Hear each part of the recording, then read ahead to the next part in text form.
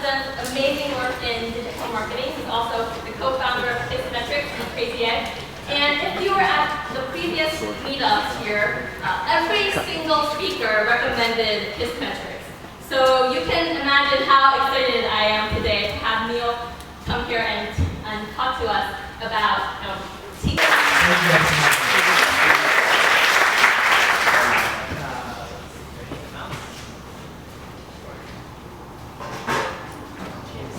guys. Can you guys hear me?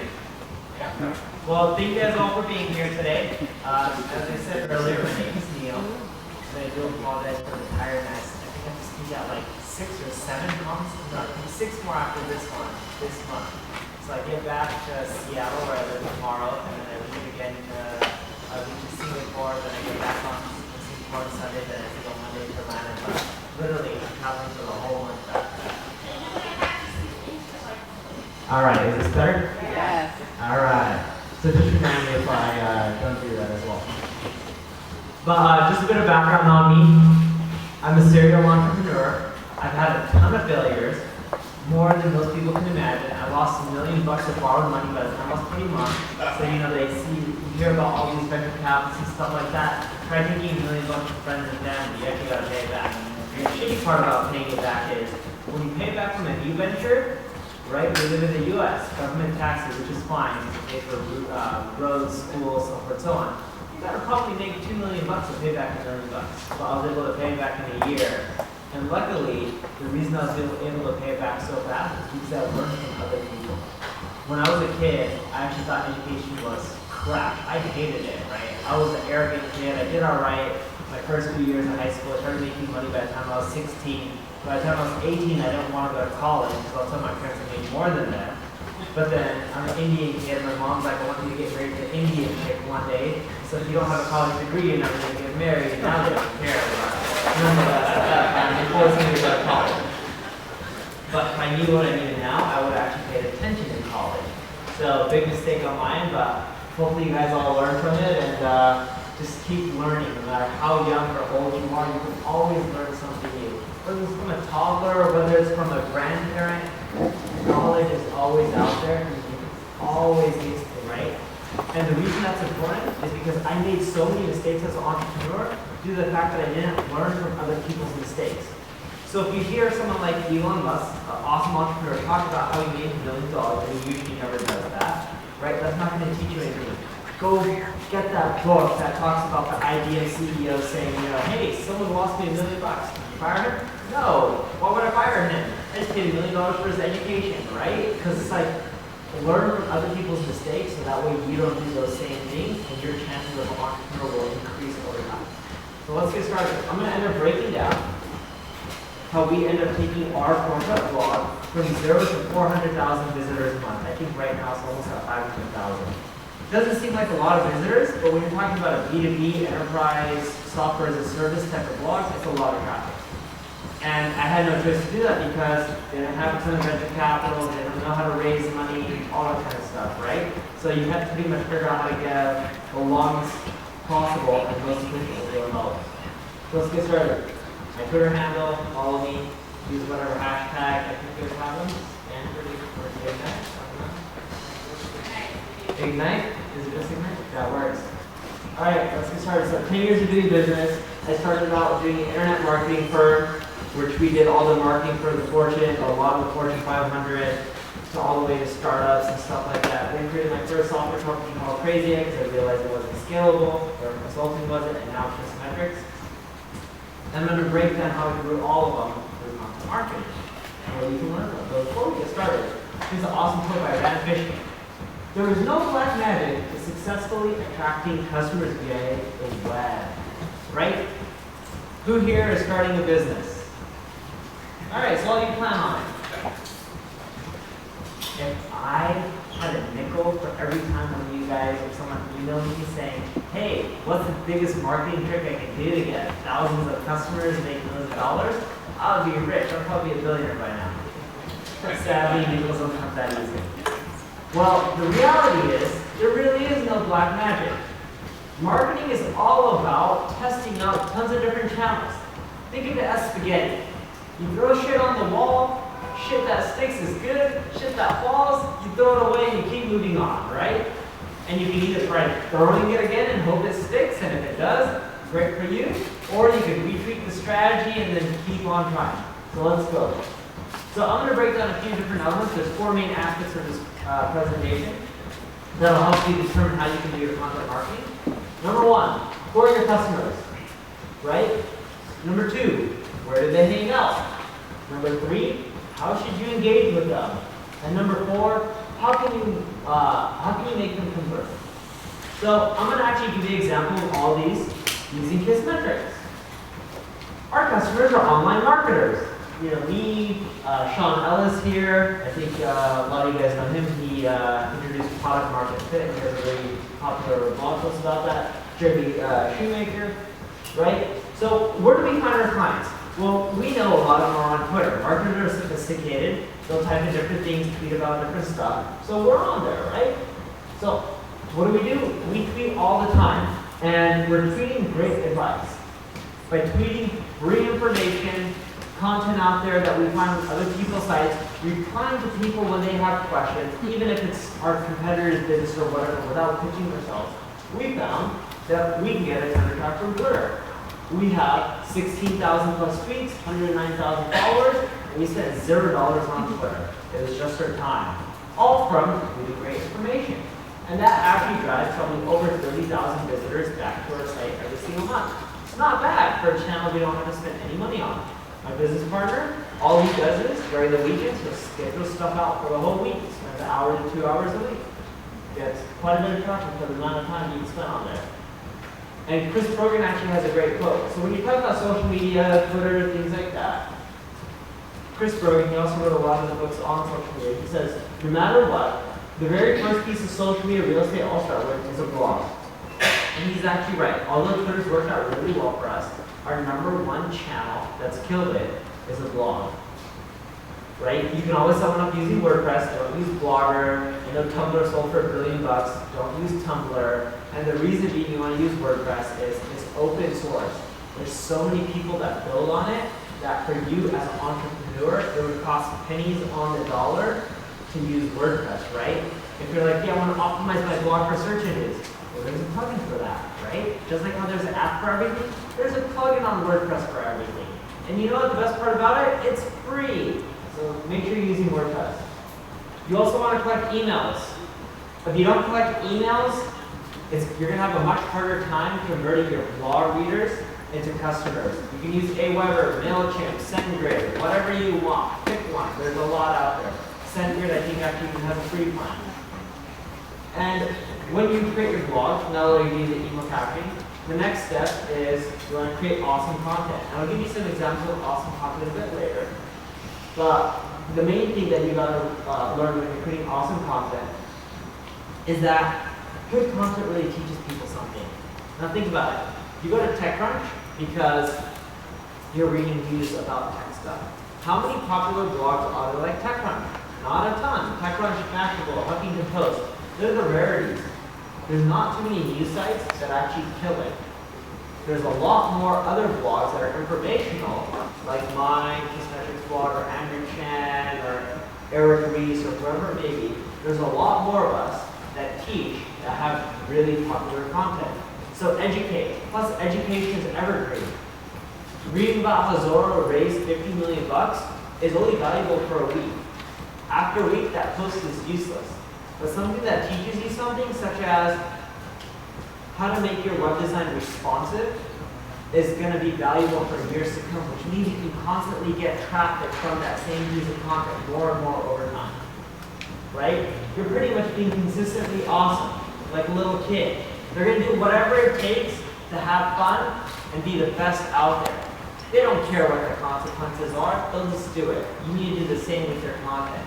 Just create awesome content and don't worry about how much time it's going to take, the resources, the cost, yada, yada, yada, right? Just do it. So,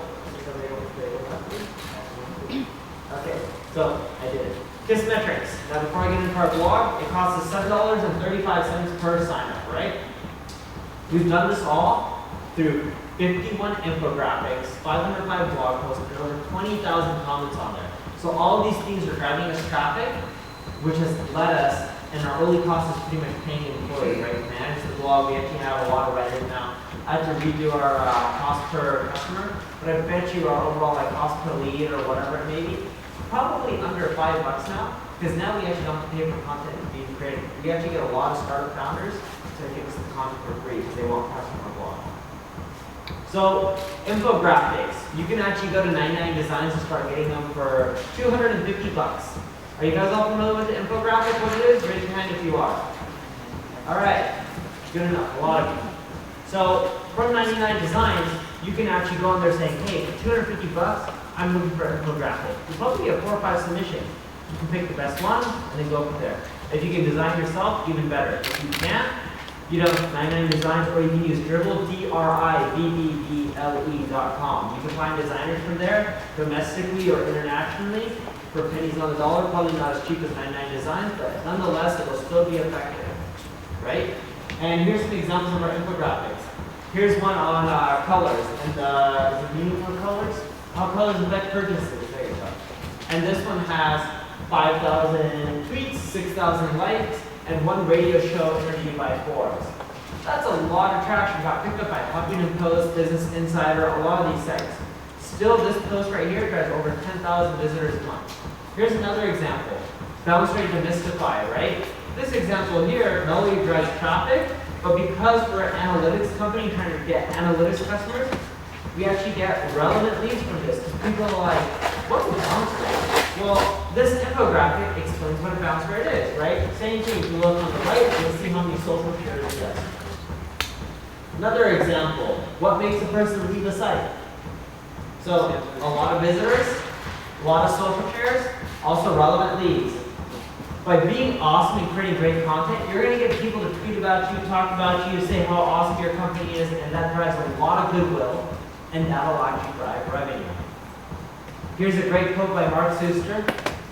Be metrics driven and test a lot. Everything that you saw on the blog, those examples, we just don't create them.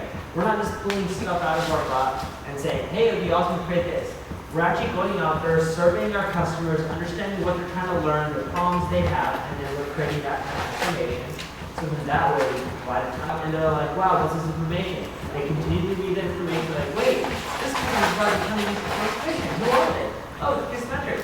Let me check out their product. We actually got Air Canada that way. Not a bad deal, right? Just because they read the blog.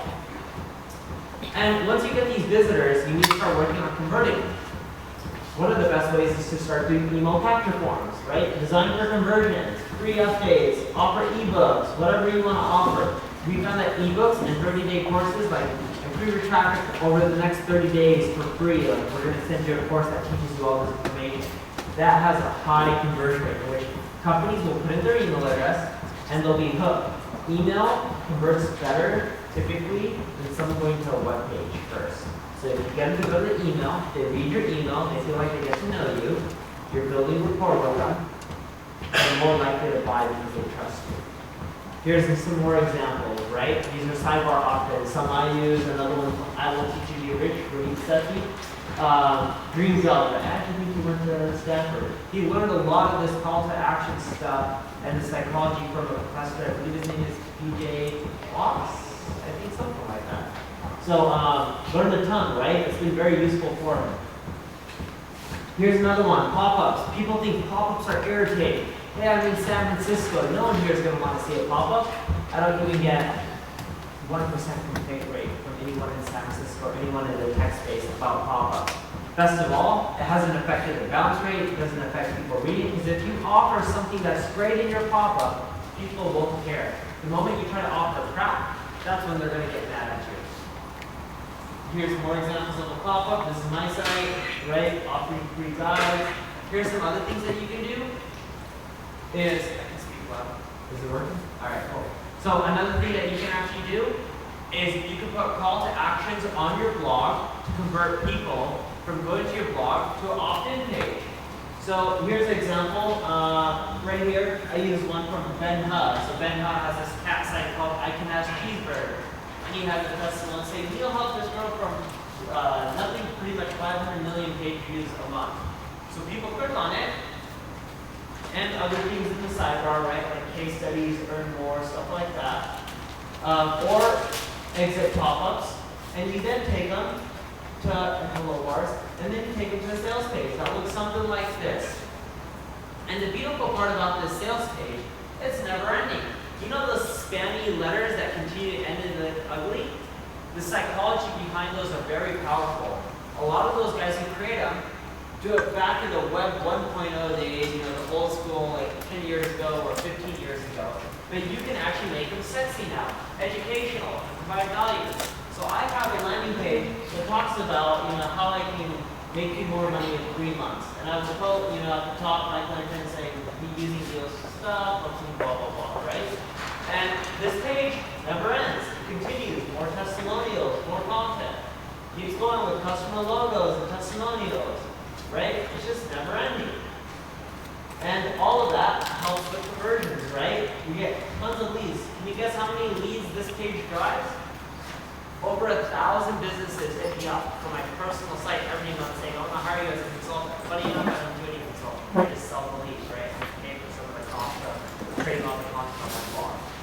But it's awesome, right? Like I end up from companies like, hey, do you want to come to Sweden and speak to Volvo? And they're like, we'll give you 10, 20, 30 grand just to come in for 1 day and speak.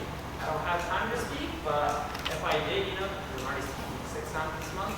But if I had time, not bad money, right? All because of content marketing. Air Canada, hey, we're willing to spend 6 figures for you if you can tell us which flight patterns people like the most. All because they read the blog and they like it. This stuff works. A lot of people think the only way to make money is to dress up, have sales guys, give them Rolex watches, knock on doors, and close deals. Yes, that does work. But you can do it on the web too without spending a ton of money. You don't have to replicate what other people did in the past. You can try unique, innovative things to get sales as well. And when you're doing all of this, you're going to look at it and be like, yes, traffic, more and more. Here's a popular site. It's actually analytics from one of the most popular sites in the Bay. I think they're worth over $1 billion now. And if you look at it, a ton of visits. When you look at visits, if you're not making $1, these visits don't matter. You don't want to track vanity metrics. That site that I showed you, at that time when they had the traffic, they're worth a lot of money, but when you look at the revenue, 0. So people just like them, and investors bet that eventually they can figure out how to monetize this a ton of traffic, and they were lucky they got it right. Metrics. Don't look at just traffic. You gotta make money. Yeah, we got more traffic, we raised more money. None of that really matters. Raising money is actually easy. The hard part is actually making a business that produces cash and is profitable. That's what you guys should start thinking about, right? Yes, if you can raise money, you can do all this other stuff, and you can learn from other entrepreneurs and get into some of these awesome products, great, do that too. But don't put making money aside. Don't push it back for later. Always try to do it now. And don't track vanity metrics. Track the metrics that are important to you, right? And the way you get down to the metrics that can really help you grow your business is, 1, try out things like follow route. Survey your customers, potential customers.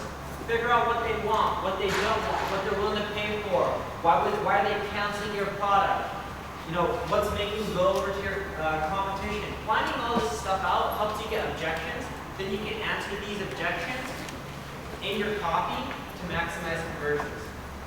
What do you want to reach? Or you can ask them, what would convince you to buy my product? And they'll actually tell you, hey, X, Y, and Z. Or, why aren't you checking out? You can ask that question on the checkout page after 30 seconds. And you can ask whatever you want, but it's a pretty awesome app. I don't own it. I recommend using it though. That product right there has made me millions of extra dollars a year.